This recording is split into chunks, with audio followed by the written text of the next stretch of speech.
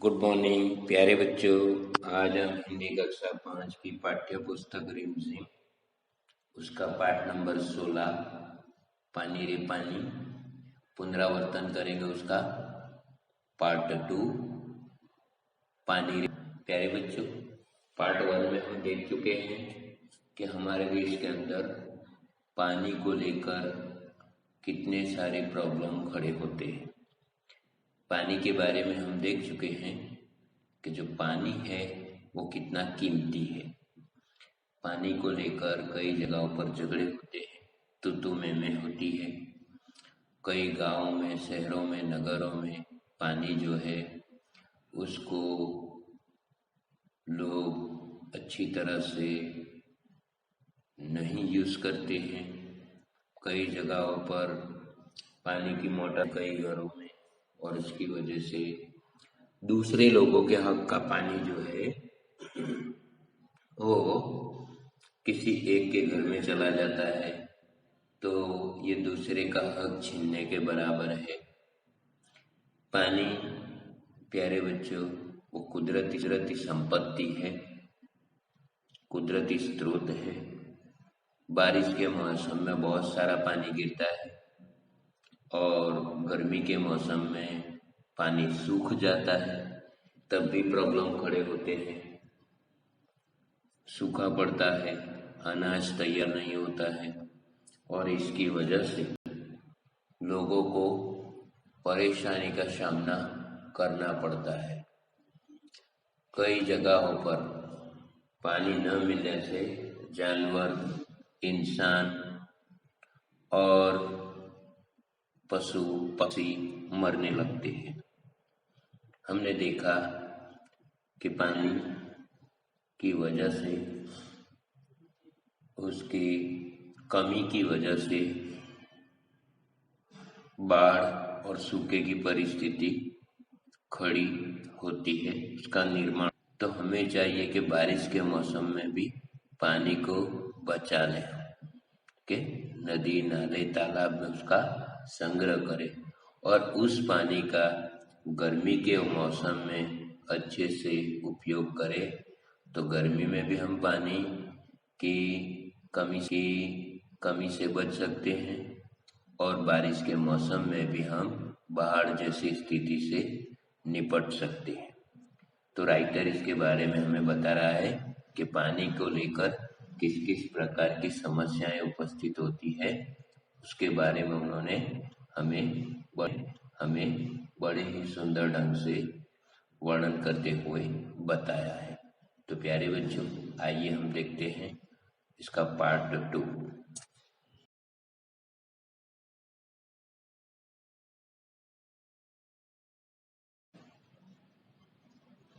चलो थोड़ी देर के लिए हम पानी के इस चक्कर को भूल जाएं और याद करें अपनी गुल्लक को।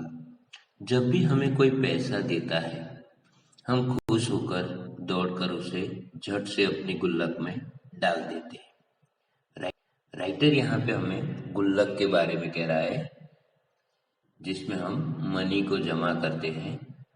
ठीक है, जब भी हमें कोई पैसा देता है तो उसे बचाने के लिए हमें दौड़कर हमारी जो गुल्लक होती है उसमें हम डाल देते हैं।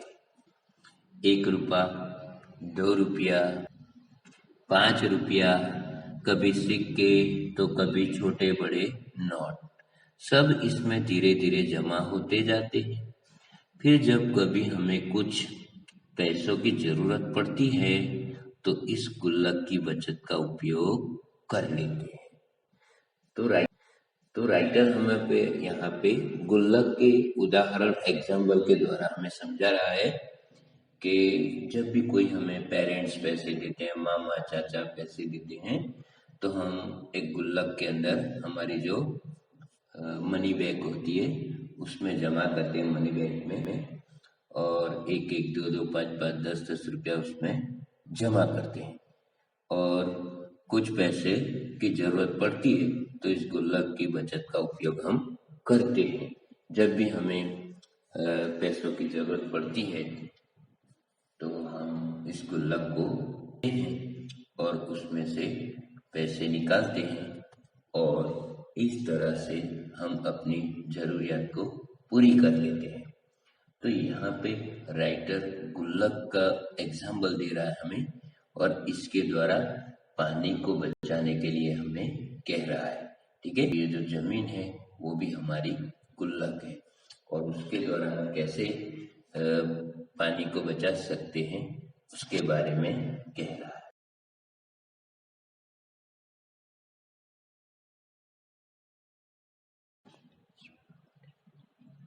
हमारी ये धरती भी इसी तरह की खूब बड़ी गुल्लक है।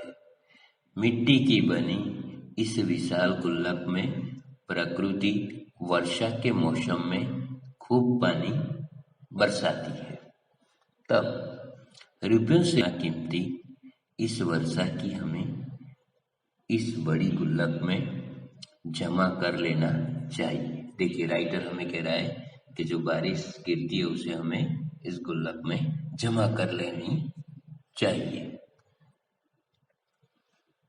हमारे गांव में जो छोटे बड़े तालाब, झील आदि हैं, वे धरती की गुल्लक में पानी भरने का काम करते हैं। देखिए, कौन सी हमारी गुल्लक है, ठीक है, तालाब, झील, उसमें ये काम हम कर सकते हैं, उसमें हम पानी भर सकते हैं। इनमें जमा पानी जमीन के नीचे छिपे जल के भंडार में धीरे धीरे रिस कर छन कर जा मिलता है। इससे हमारा भूजल यानी जमीन में जो पानी है वो भूजल भंडार समृद्ध होता जाता है। ये पानी से हमारी जो जमीन का पानी है वो समृद्ध होता है। भूजल यानी पानी का खजाना। पानी का ये खजाना हमें दिखता नहीं, लेकिन इसी खजाने से हम बरसात का मौसम बीत जाने के बाद पूरे साल भर तक अपने उपयोग के लिए घर में, खेतों में, पाठशाला में पानी निकाल सकते हैं। देखिए, इससे हम अपनी जरूरियात को पूरी कर सकते हैं। लेकिन एक दौर ऐसा भी आया जब हम लोग इस छिपे खजाने का महत्व भूल गए और जमीन के लालच में हमने अपने तालाबों को कचरे से पाट कर दिया, यानी भर दिया, भर कर समतल बना दिया। देखते ही देखते इन पर तो काफी मकान, कहीं बड़े बड़े स्टेडियम और सिनेमा और आदि चीजें खड़ी हो गए। तो हमने इस गुल्लक को भी कूड़े कचरे से भरकर समतल बना दिया और इसकी वजह से ये हमारी गुल्लक कचरे से भर गई, जहाँ पर बड़े बड़े मकान, बड़ी बड़ी बिल्डिंगें खड़ी कर दी गई और स्टेडियम बनाए गए, सिनेमा घर, हॉल बना दिए गए और इसकी वजह से ये गुल्लक हमारी कचरे से भर गई।